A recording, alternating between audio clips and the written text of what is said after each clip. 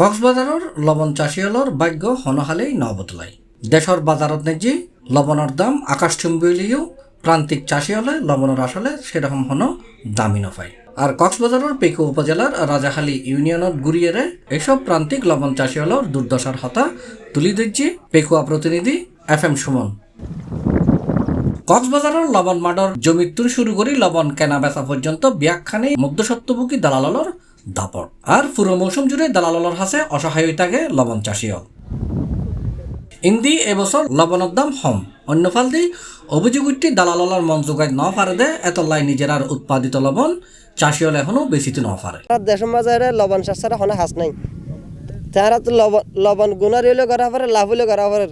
আর একজন চাষির কমপক্ষে 3 থেকে 4 লাখ টাকা সবসময় ঋণী থাকে, সবসময় হজ্জ থাকে। তারা তো হজ্জ লইরি ঋণ লইরি লবণ মাঠ গড়ি সবসময় গাঁটতে হাওয়া পারে যেন আর তো কেন হাজানা হম লই পেলাই চাষি রেট বুয়া দি পেলাই ওজনে মনত দিয়ে হম লই পেলাই ইয়ে নারার অকুল পাবো অনুরোধ থাকি বুঝি। ফেকুয়াত দালালর দৌরাত্মর হারণে বহুত লবণ চাষী তারা আর ফেসা পরিবর্তন করে প্রতিনিয়ত।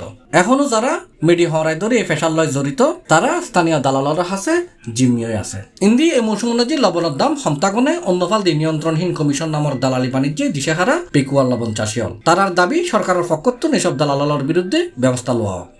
আওয়ামী লীগের অবস্থার মধ্যে দালাল এখন তারা করবে, বিএনপির অবস্থার মধ্যে এখন দালাল তারা গিয়ে করে দাবি করে মানে আরও মানুষের হনমিকে যাবার হন কি নেই ফত নাই আর এই তারাতে কি চাই মুক্তি চাই। পেকুয়া উপজেলা নির্বাহী কর্মকর্তা মনির হোসেন চৌধুরী হই কক্সবাজার জেলার পেকুয়া, কুতুবদিয়া, উকিয়া এই ধরনের কয়েকটি উপজেলা আছে যেখানে লবণ উৎপাদন গত অর্থ বছরে খুব ভালোই লবণ উৎপাদন হয়েছিল।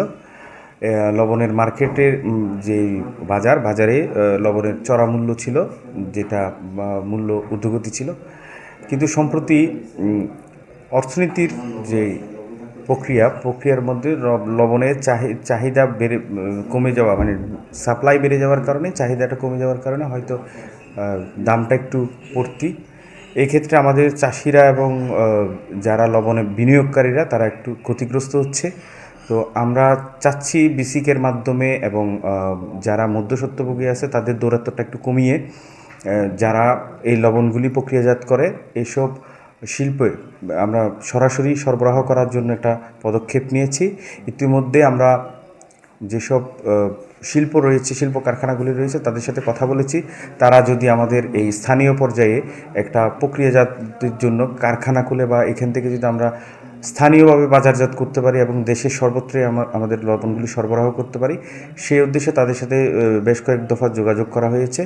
এর ফলে যদি আমরা এটাকে বাস্তবায়ন করতে পারি সেক্ষেত্রে মধ্যস্বত্বভোগীদের দৌরাত্ম্যটা কমবে, আমার লবণ চাষিরা উপকৃত হবে এবং লবণের সরবরাহ বাজারে বহাল থাকবে। এবছর পেকুয়া উপজেলার নেজি 10,235 একর জমির নেজি লবণ চাষর স্থানীয়রা দাবি করছি লবণ চাষত এবং লবণ বেচালন লয় জড়িত দালালর দাপট হমাইলি এবং লবণর দাম লইয়ের কর্তৃপক্ষ আরেকটু আন্তরিক হলি লবণ চাষি হলে কিছুটা হইলেও লাভবান হব।